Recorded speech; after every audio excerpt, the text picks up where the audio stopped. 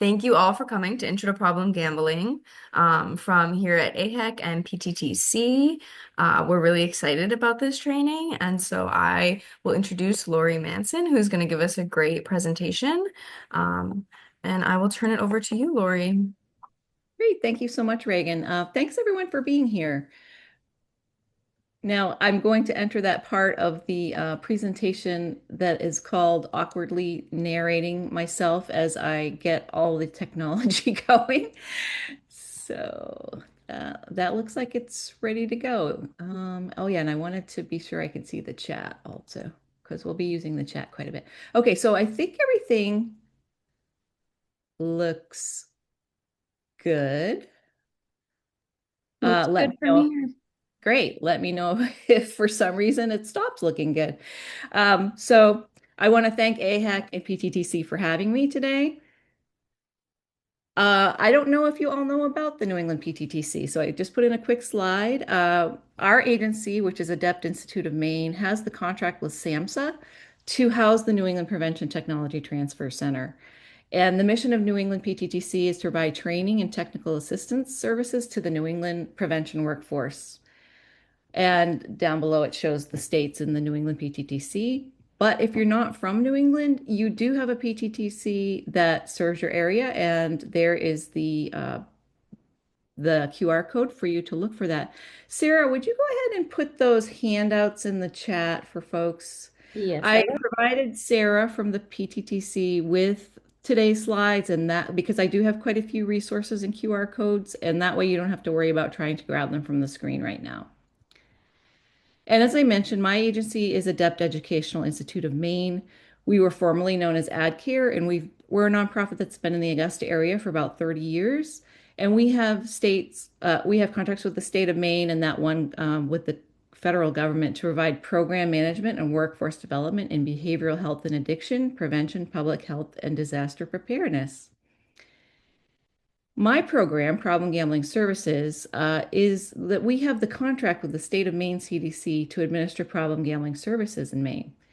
And the thing I like to point out right at the beginning is that we are gambling neutral. So it means we're neither for nor against legalized gambling. We just want to be sure that since there is gambling and we know that some people will experience harm, we want there to be resources for that and for people to know how to get to them.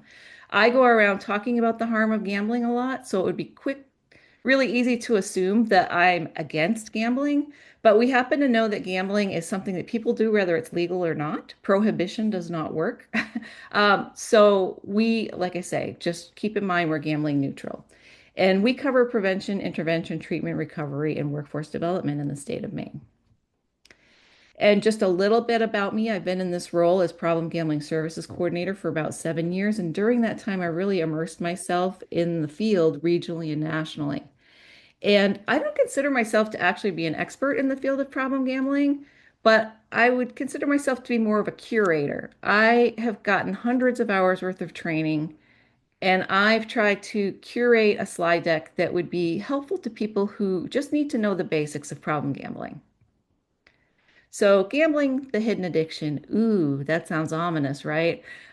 You may not have heard it referred to this way, but we hear it referred to as the hidden addiction a lot in this field. And we're going to talk a lot about why that is so. But to get started, I had a quick poll question. And Reagan's going to launch that. And that is this the first time you've taken a training on the topic of problem gambling? I was just curious to know that. And while you're doing the poll, oops, I'm going to close it on my screen. I'm going to actually go on to the next slide and then we'll come back to that. Let's talk about the first definition. Oops. And that is gambling. So, gambling is to risk money or anything of value on the outcome of something involving chance in the hopes of winning something of higher value. So, the part about money or something else of value is important because some people aren't gambling with money, especially a young person. They might put up an item of theirs in a bet against a friend. They might bet their Nintendo Switch or their running shoes or something. If they're in prison where there is a lot of gambling, it might be that they risk their concessions hoping to win something bigger. And I do want to make a note that some types of gambling require skill. So, for example, in sports betting, you might know a lot about the sport, you might know a lot about the team, and you've done a lot of research before you place your bet, but you still can't control the outcome of the game. Things happen, injuries happen, and so forth. So that is still considered gambling. So before we go to the next slide, I'm just curious, Reagan, how did that poll turn out? Yeah, for 8 people, it's their first time, and for 4 people, they have been to a gambling training before. Great. Well, I hope you all get something out of today, whether it's your first training or not. So then there's this term problem gambling, and people ask me, what does that even mean? So problem gambling, one of the definitions is it's a preoccupation with gambling and obtaining money to gamble, irrational thinking, and a continuation of the behavior despite adverse consequences. It's like many things, it's on a continuum. There might be somebody who's experiencing one or two slight problems, all the way up to someone who's experiencing big problems and frequent problems. So I like this definition that I found on the Maine Council on Problem Gambling website, and it is basically gambling becomes a problem when it gets in the way of work, school, or other activities, or harms health, finances, reputation, or relationships. And then we move all the way up to the end of that spectrum to gambling disorder. So, gambling disorder is a mental health disorder clinically diagnosed with 4 or more symptoms as defined in the DSM-5. I want to point out that gambling disorder is the only non-substance listed in the DSM-5 as a substance-related and addictive disorder due to the way it impacts the brain and the body's reward system.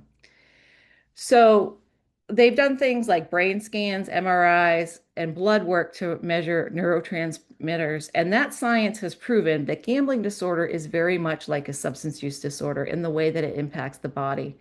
There are a lot of other what are called process addictions, such as food, porn, internet addiction, gaming addiction.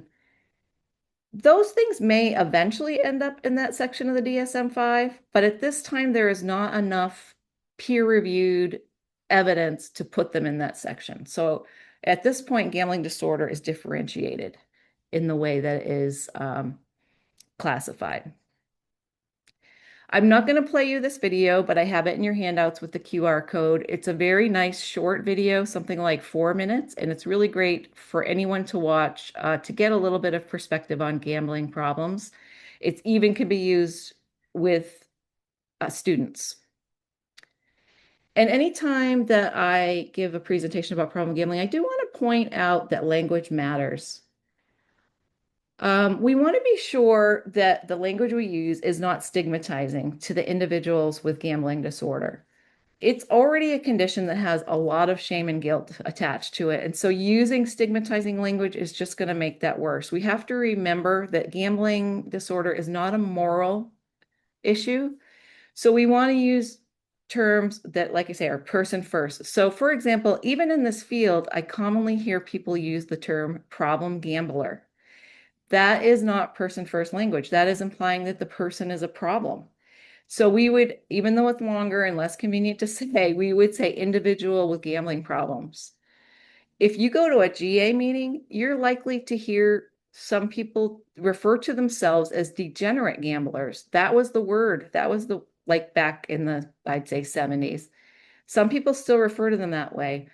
I'm not going to correct a person with lived experience about what they choose to call themselves, but I certainly, as a professional, am never going to use the term degenerate gambler. And there are some other examples there from the National Council on Problem Gambling that you can look at in the slides.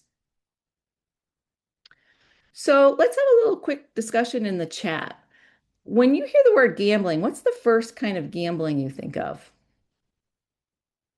I'm curious to know what people think. And what made me come up with this question is a lot of times when I say I'm a problem gambling coordinator, the first thing people say is, oh, I never go to the casino. Obviously, in some people's brain, casino is very strongly associated with gambling, but there are many, many other types of gambling.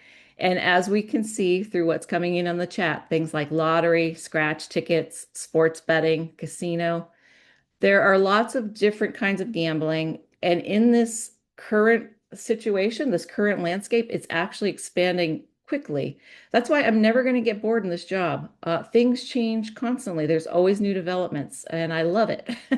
And I intend to be here for as long as possible doing this job. So thank you for giving your input on that question.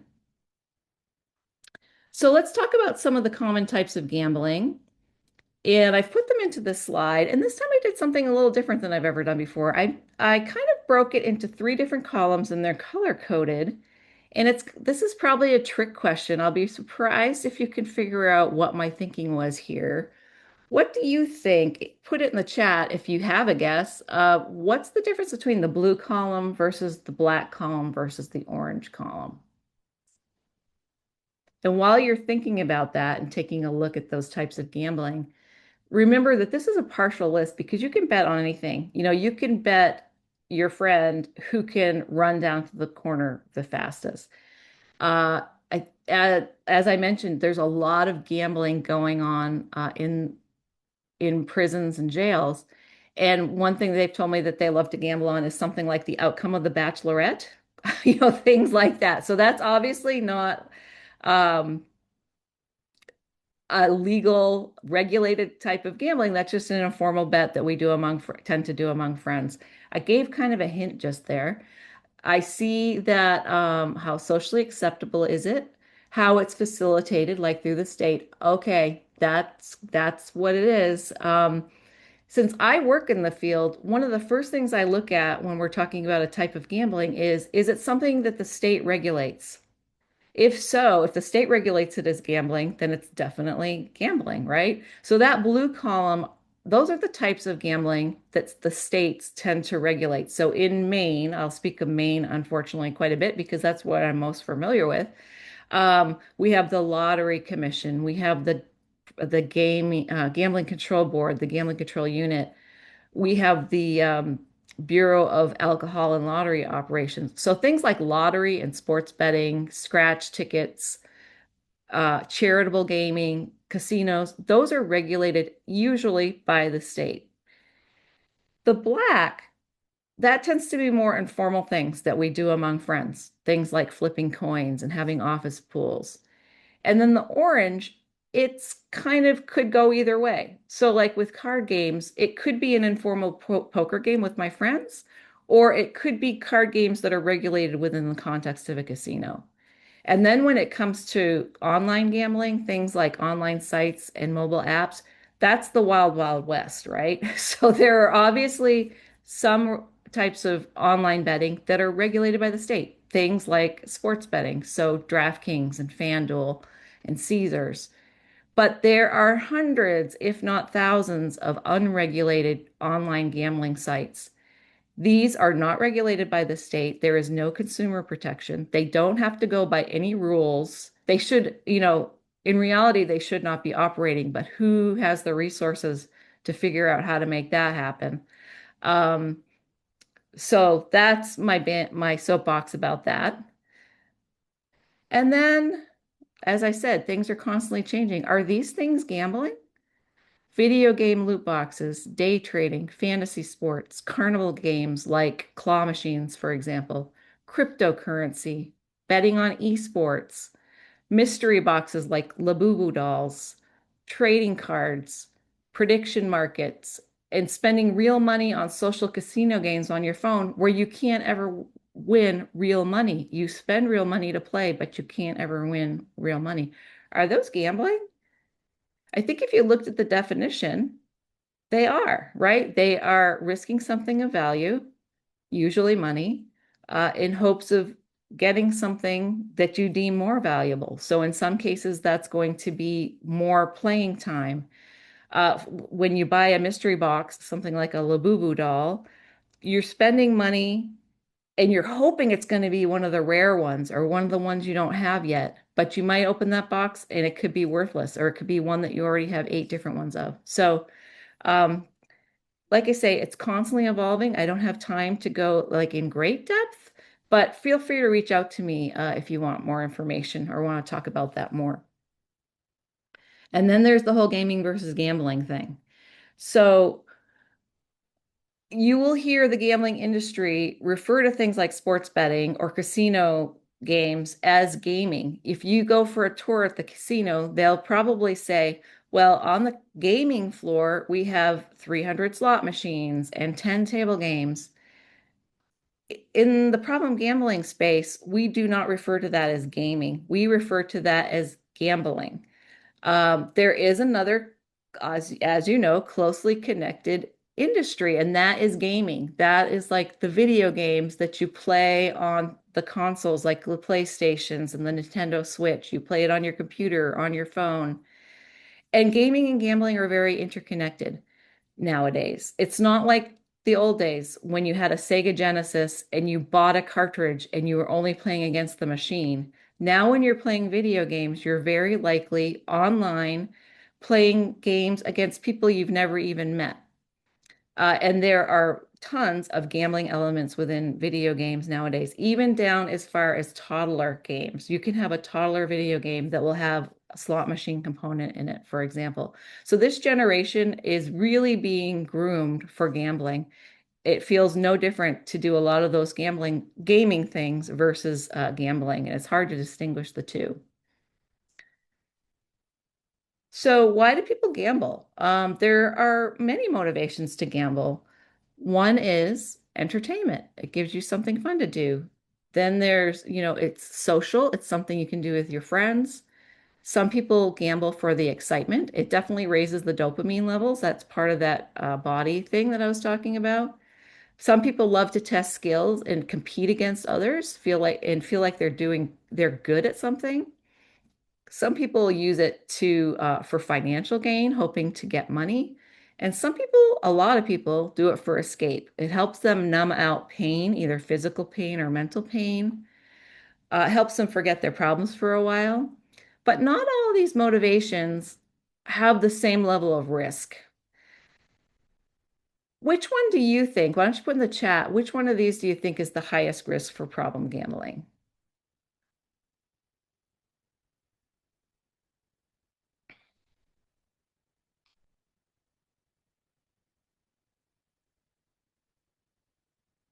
Yep. Yep, escape. Definitely. People who use gambling for escape are the most likely to experience gambling problems.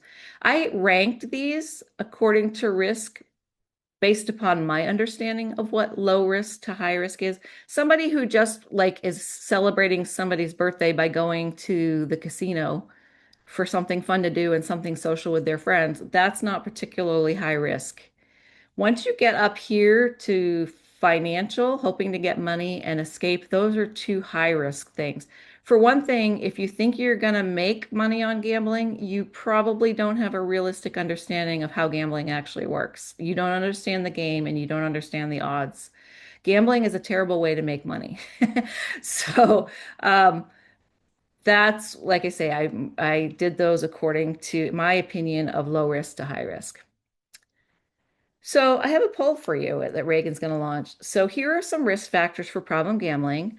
Check all the ones that you think overlap with the risk factors for substance misuse.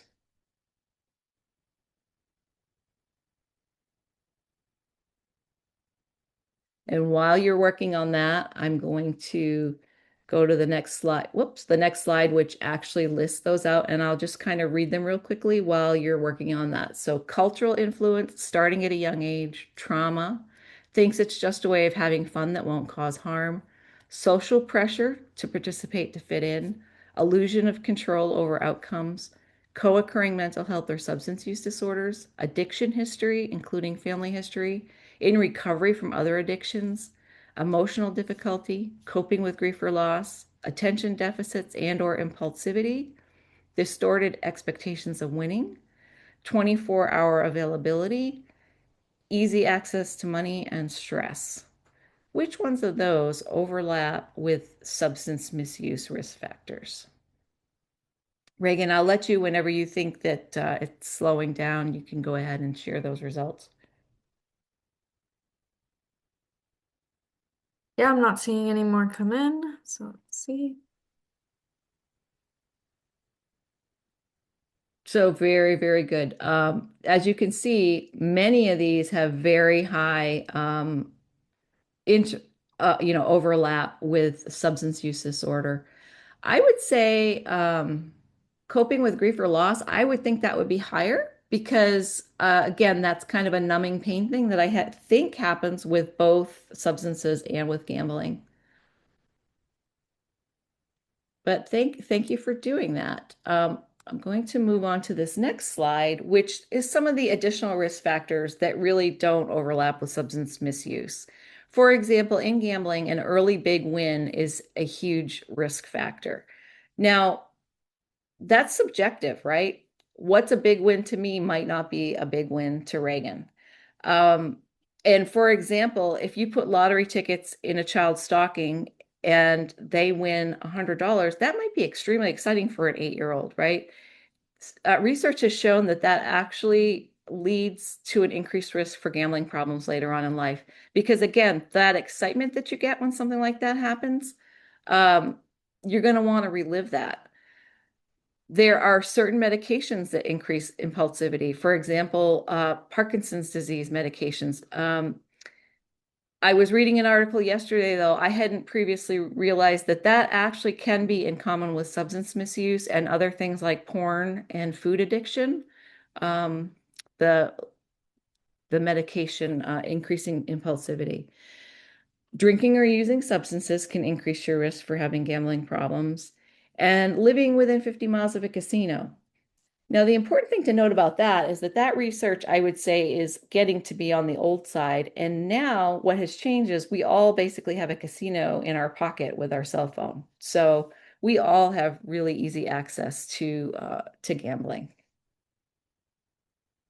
There are certain groups that have special risk considerations that apply to problem gambling, and I don't have time to go into it today, but youth, athletes, older adults, military and veterans, and individuals who are or have been incarcerated. If you have any interest in any of that information about any of those groups, just shoot me an email. I'll have my email address at the end, and I can send you some of that material.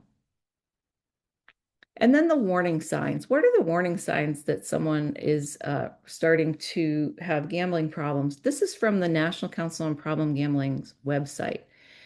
Thinking about gambling all the time, feeling the need to bet more and more money more often, going back to try to win your money, which is called chasing your losses. It's like if you lose $100, you feel like, oh, I need to bet $100 right away so that I can win it back. Feeling restless or irritable when trying to stop or cut down, feeling like you can't control yourself, gambling despite negative consequences. And in extreme cases, some people experience bankruptcy, they commit crimes, there are legal problems, they lose their job or their family, and many of them think about suicide. Now, what I noticed about this list is these are the warning signs from the perspective of myself looking at my behavior and wondering if I have a warning sign. I feel like another important aspect of warning signs is what do other people notice in you that they might consider to be a warning sign for problem gambling? So, just again in the chat, what signs do you think a friend, a coworker, or a family member would notice if someone in their life is experiencing gambling problems?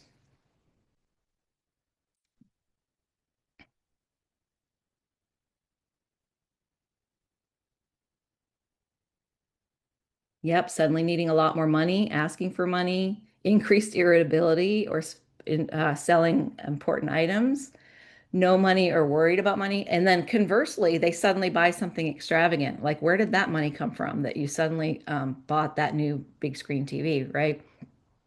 Some other things would be they're distracted. They might be missing events like their child's recital. Definitely the mood swings. They might try to hide their phone screen when you walk by. They might be tired because they're up all night um, gambling. One thing, oh, and another one is paying really close attention to sports that they're not normally into. So, like, if you're a big Patriots fan and you're constantly like wondering what the score is and all interested about everything about Patriots, it's probably not a warning sign. But if you're suddenly following some women's volleyball team and you've never been into volleyball and you're like talking about, oh, I've got to check the scores for Korean table tennis match this weekend, that's more of a sign. And interestingly, something that I hear is a lot of times spouses think that their person is having an affair because a lot of those things also have are mimicked in someone who is having an affair. So I wanted to put up the DSM-5 criteria for gambling disorder. This would be if they match four of these within the last 12 months, that would indicate a gambling disorder. In the DSM-5, there's a just a few little like brief caveats. For example, if their gambling behavior is better explained by bipolar disorder, then it would not be determined to be a gambling disorder. And just some quick notes is that in the DSM-5, it indicates that up to 50% of individuals in treatment for gambling disorder have suicide ideation, and about 17% have attempted suicide. Um, So the reason I wanted to mention that is that that's obviously a very high rate. And there's a lot, again, we're back to the fact that this is an addiction that they've probably been able to hide really well for a long period of time. They weren't slurring, they weren't passing out. It's not the kind of stuff you would see with substances. They've been able to hide it. They were able to do it like while they were on the couch watching TV. So by the time they hit what some people would call rock bottom, um, they feel pretty much hopeless and they feel really worthless and they're very confused. They often use the term broken. They feel like they're broken. So let's talk about some screening tools. The first one is the lie bet tool, which is two questions. It is, have you ever felt the need to bet more and more money, or have you ever had to lie to people important to you about how much you gambled? This was this tool was put together probably back in the 90s when they selected the two questions from the DSM-4 criteria that best identified predictors of gambling disorder. Obviously, if someone answers yes to one of those, it would require further screening. One of the most popular evidence-based screening tools is the Brief Biosocial Gambling Screen, the BBGS. It's an evidence-based three-question screening tool. And again, you'll have the handouts with all these in it. Again, with the BBGS, if they answer yes to one of those, it would require more in-depth screening. One of the ones that I hear people talk about being the most favored is the PGSI. That is the Problem Gambling Severity Index. It's these 9 questions. They rank according to how often it has happened for them. This gives you a more in-depth look. And I know most of you, if not all of you, none of you would be actually screening, but I think it's good to have an awareness. When I first was learning about the PGSI, I couldn't find a nice, clean, easy to understand copy of it. So I made one myself, and there's the QR code. Feel free to download that. It's easy to print off, and it's easy for a person to fill out and understand how to score it because it's all on one page. And some of you might wonder if you can only ask one question on your screening tool, what would you ask? And what we use in Maine is, has the money or time that you spent gambling led to financial problems or problems in your family, work, school, or personal life? We use that question on the Maine Integrated Youth Health Survey and also on the Behavioral Risk Factor Surveillance Survey. That's an annual survey that's done. And it gives us an idea. If someone has indicated that they've experienced a problem, at least it's kind of a catch-all question, and it helps us understand how many people are potentially having problems. So sometimes, like I say, some of you aren't even in positions to do screening, but sometimes it comes up in conversation with people that you're working with. So to start a conversation, there are ways to bring informal questions into the conversation that might create an opening to talk about problem gambling. So, for example, if they talk about stress paying bills, or they might be talking about popular sporting events coming up, like the Super Bowl or, one of the big horse races, when the lottery prize gets really high, that tends to come up in conversation. If they talk about going to bingo or poker night, Some of the questions that you can ask to kind of start a conversation is, what do you like to do for entertainment? Or what do you do to relax? If someone says, I like to play social casino games on my phone, it might warrant a conversation about, well, how many hours a day do you think that you do? Are there other things that you do for relaxation, or is that it? Some other things you can ask is, are you watching the game this weekend? Or you could say, you've mentioned you've been having some financial problems. What are you doing to try to make ends meet? Because if they're like, I'm spending my whole paycheck on lottery tickets, again, that warrants a conversation. So in the chat, do you have anything that you can think of that would be a good prompt to help start a conversation about problem gambling? Or something that you might notice in a conversation with your folks?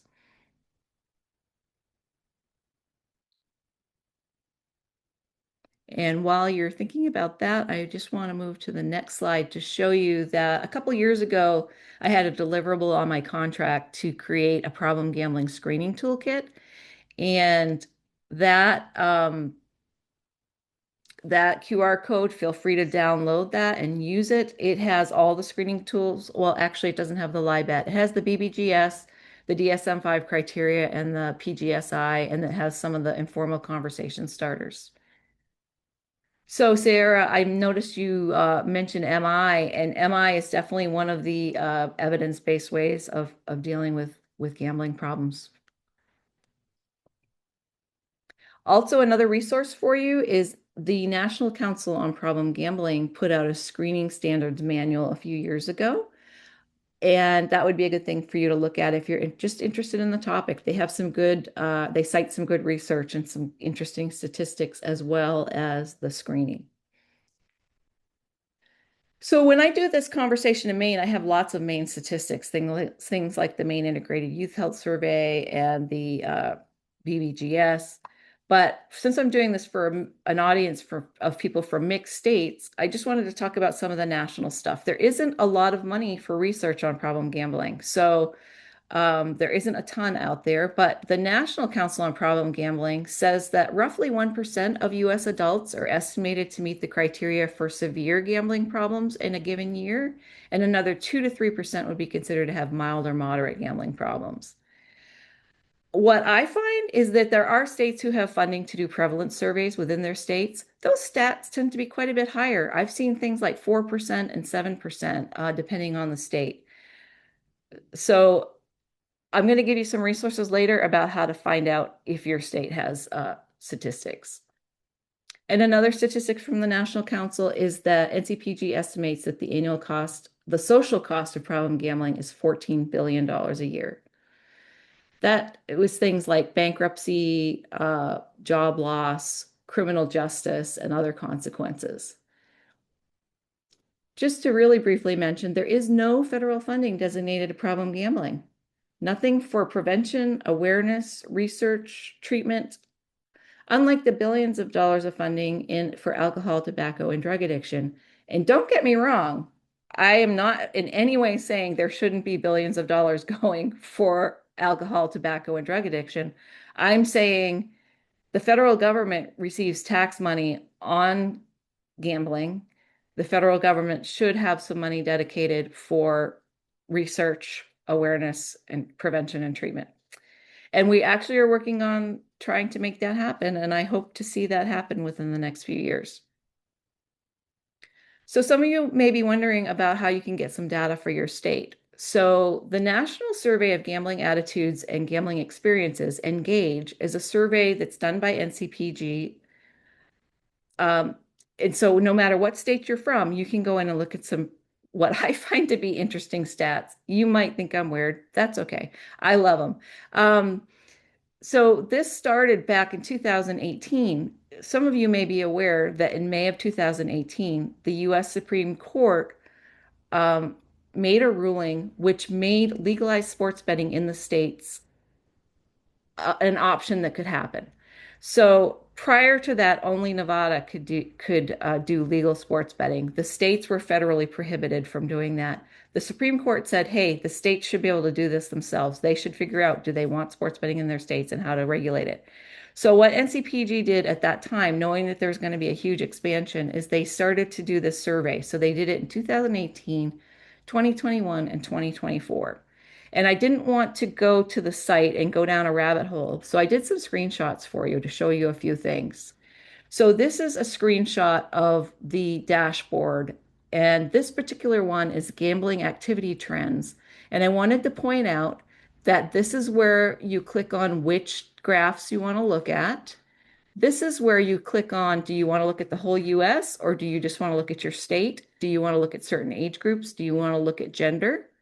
And this is where you would click on, for example, the frequency. So this particular graph is looking at gambling activity trends in the whole United States, where people indicated which activities they've done at least once in the past year. So if we look at this top one in blue for 2024, 55% of the US people surveyed said that they had purchased lottery tickets within the past 12 months. If we go to the next slide, this is where I changed that to New Hampshire. Okay, I just wanted to look at what New Hampshire's data for that same information was. Gambling activity trends where they indicated for the past year. You probably can't see this on your screen, but 71% of New Hampshire folks bought lottery tickets within the past 12 months versus the 55 national. So that's kind of interesting to look at. Let's go to another slide. So I looked at Utah, and you might say, Lori, why in the world would you look at Utah? Well, to me, it's interesting because Utah and Hawaii are the two states that have absolutely no legalized gambling. They don't have legal casinos, they don't have lottery, they don't have sports betting. So it's interesting to see, as I mentioned, people are going to gamble whether it's legal or not.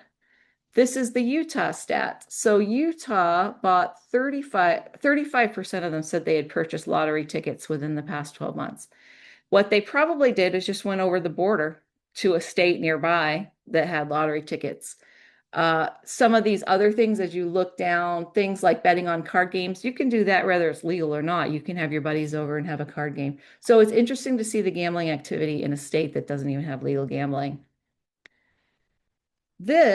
So we're not supposed to use the Engage survey as a prevalence of problem gambling survey, but there are some screens that have to do with problem gambling. So this particular one is problematic gambling behavior for New Hampshire, people saying that they experienced this at least once in the past 12 months. So in 2024, 7% of New Hampshire folks said they felt restless or irritable when they tried to cut down on their gambling. 4% said they lied to hide their gambling. 7% said they needed to gamble with larger and larger amounts of money in order to get the same feeling of excitement. And 3% said they relied on others to help them pay their bills because of their gambling. Just again, for fun, I looked at Utah, where there is no legal gambling, for the same question, and we see that they were pretty high, 7%, 6%, 10%, and 6% on all those problem gambling type of activities. So again, you could spend hours on the Engage site. Another resource for you would be the American Gaming Association website. If you go to their research tab and click on the state of play map, there are many maps that you can look at. I'm looking at sports betting in the whole United States. All these blue states have legal sports betting. And here's some stats about that. The next page is where I clicked on New Hampshire. And so it's giving me a summary. But then they also have these great fact sheets that you can click on and download. So it's another, I think, really good resource. So we better start talking about some of the other resources. I wanted to know, do you know the problem gambling helpline number in your state? Yes or no?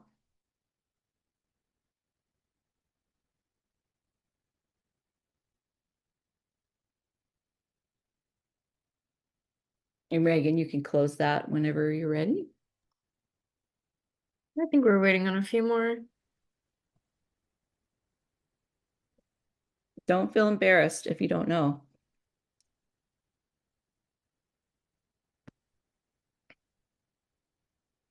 Why don't we go ahead and close that, Reagan, just so that in the interest of time. Okay, so that's interesting to see. 75% said no. And imagine it's the same thing with the people that you work with. So let's talk about that. Let's change that. Oops, I gotta. Okay. So the National Council on Problem Gambling has the national helpline. It's 1-800-522-4700. You can text and you can chat. The way that works, I'm encouraging you all, when you get these handouts, to call that number. See who answers it and just say, they're not going to think it's weird because this happens all the time. Just say, I'm a professional at such and such. I'm interested in learning more about problem gambling so that I can help people in my state. I just was wondering who answers this phone call for my state and what services and resources do you talk about? The way that this works is I have a Maine area code 207. So when I call that number, it automatically rings to 211 Maine because that is the call center in Maine for the problem gambling helpline. You're going to call and it's going to direct according to your area code. There are some states that have their own call center, like Maine does, and then there are some states who do not. For those states, there is a call center that NCPG contracts with to handle those states. Now, the other thing you're going to say is, Lori, but I live in Maine and I have a New York telephone number. What's going to happen there? Because 911 is the only one that's able to actually, for privacy reasons, be able to locate you by where your phone physically is. Everyone else has to locate you by your area code. You would talk to the person who picks up and you would say, I'm from New York. They have the numbers to warm transfer you over to New York. Now, a few of you might say, Lori, I'm confused because I've heard that 1-800-GAMBLER thing. I've heard people say that's the national helpline. Well, let me just give you a little context about that. The New Jersey Council on Problem Gambling owns the trademark to 1-800-GAMBLER, and NCPG had contracted with them to utilize 1-800-GAMBLER as the national helpline. So NCPG had that number for 3 years, got that all routed the same way as this helpline. Luckily, they were running both concurrently. They never shut down the old helpline. Um, but what happened at the end of that 3-year agreement period is the two organizations were not able to come to an agreement. So that has reverted back to 1-800-GAMBLER. I mean, to New Jersey.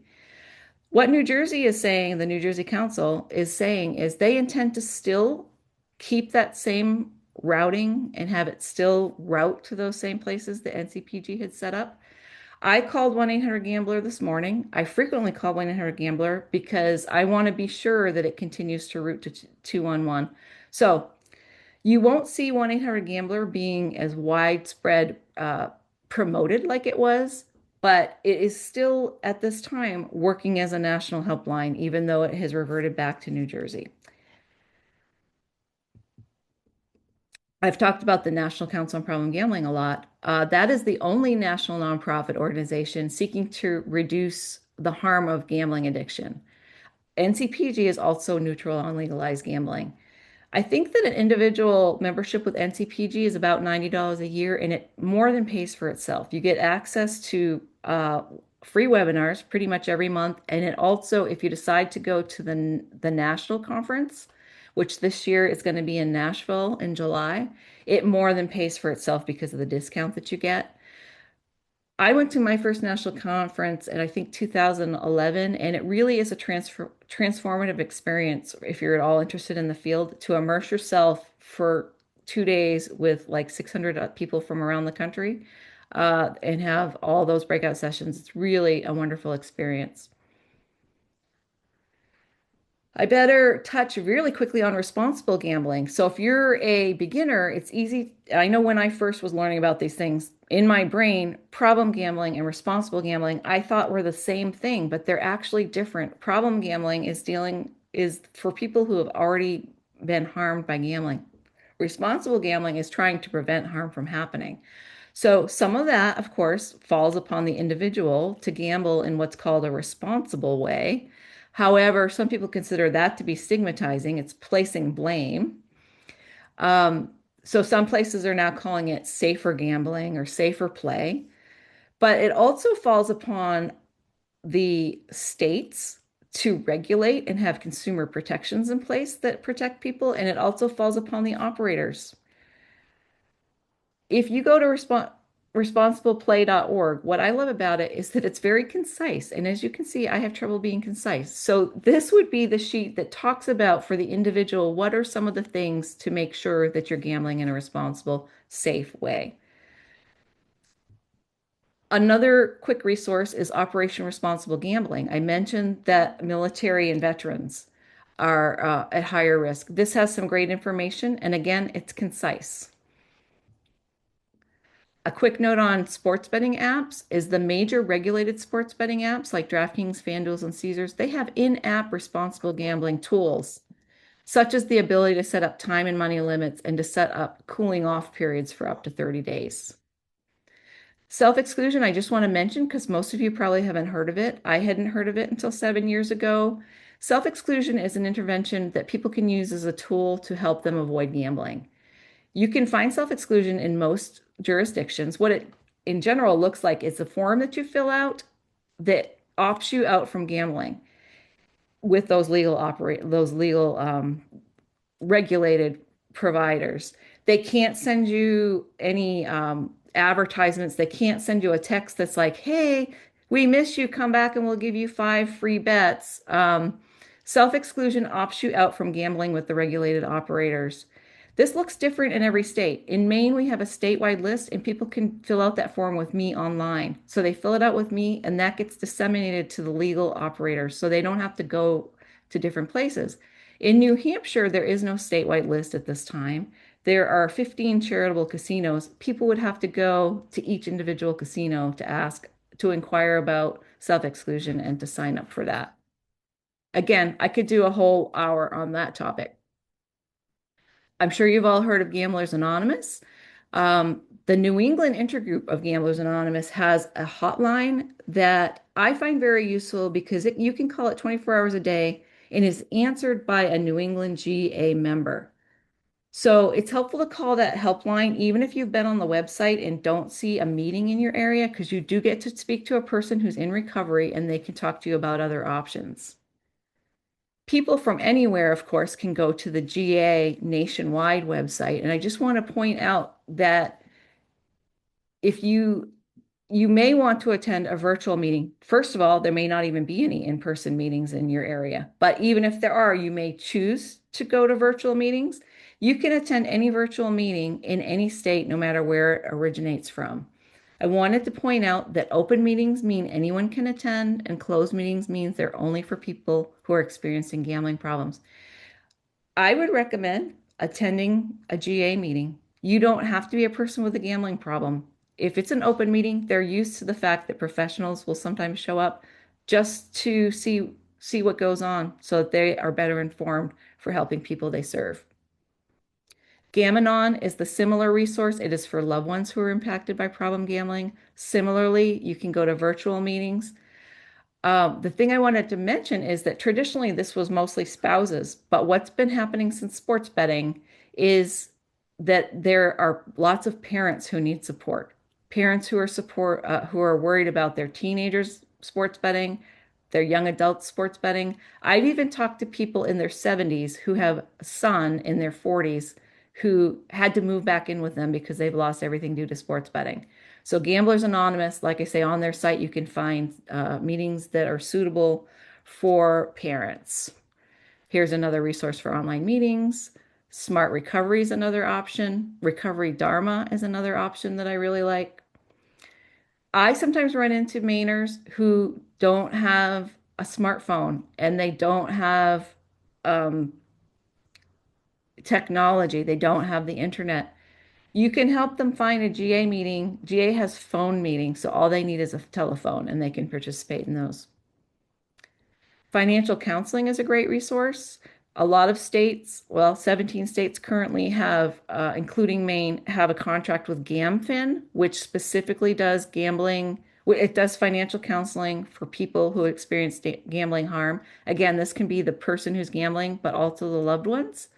These are the 17 states where that happens. Again, for the people in the state can get that service for free because these 17 states have contracts. However, anybody from anywhere can join their free weekly group sessions, and that information is on the homepage. Podcasts are a great way to get information and inspiration. For me, learning from people with lived experience is one of the most beneficial things that I can do as a professional in this field.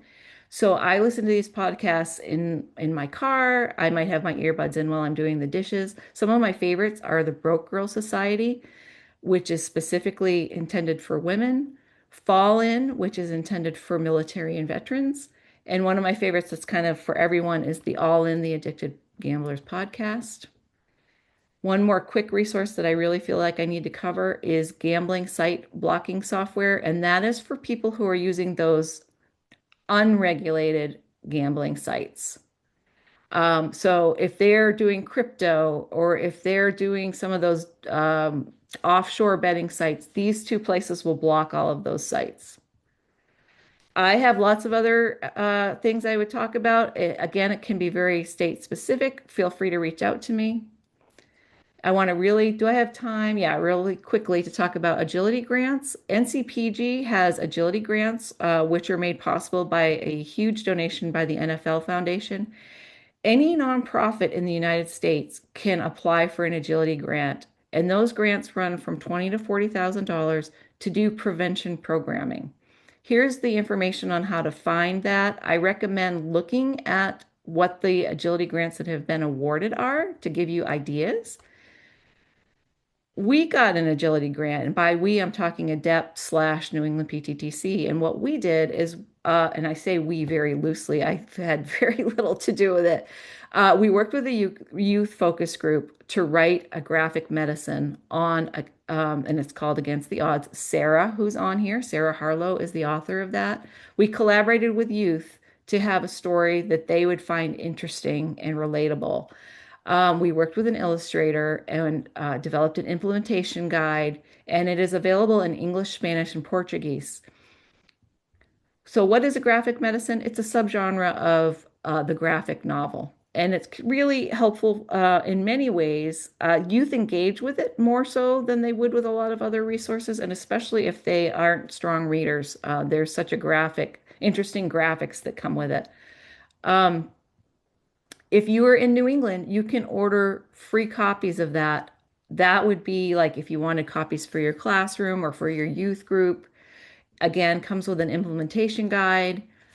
There's a QR code. You could always reach out to Sarah or me if you had questions. And I want to zoom through this real quick because if you're looking for how do you find resources in your state, one of the quick ways would be to go to NCPG and click on their state affiliate. Notice the blue states, those are states that do have affiliates. Click on that and get the information. The affiliates are the nonprofits in that state who represent NCPG within the state, and we meet monthly and we share resources and we share updates. So that's a good place to start if you want to start a conversation about what's going on in your state. You'll notice New Hampshire is gray, but if you click on that, it will give you some information about the helpline. And New Hampshire does have a council on problem gambling. They just choose to not engage at the national level with the other councils. So you can go on their website. I follow them on social media, so I can kind of keep tabs on what's going on, what they're doing. You could do that too. And one more thing is that I offer free webinars on problem gambling topics almost every month of the year. Feel free to reach out to me if you'd like to be on that email list. But we also record all of them and I bundle them into self-paced online units. Anyone can take those, no cost. If you complete it, you can reach out to me and I can send you a certificate of participation. There probably are about 30 of them, and they're on a great range of topics like LGBTQ+, PTSD, suicide, and so forth. So I better call it quits. Sarah put our contact information in the chat, and that leaves a few minutes for questions. Thank you so much, Lori. This was really incredible. I'm also going to drop our survey evaluation in the chat. If everybody could fill that out before you leave, that would be awesome. And thank you all for attending today. I hope you have a good day.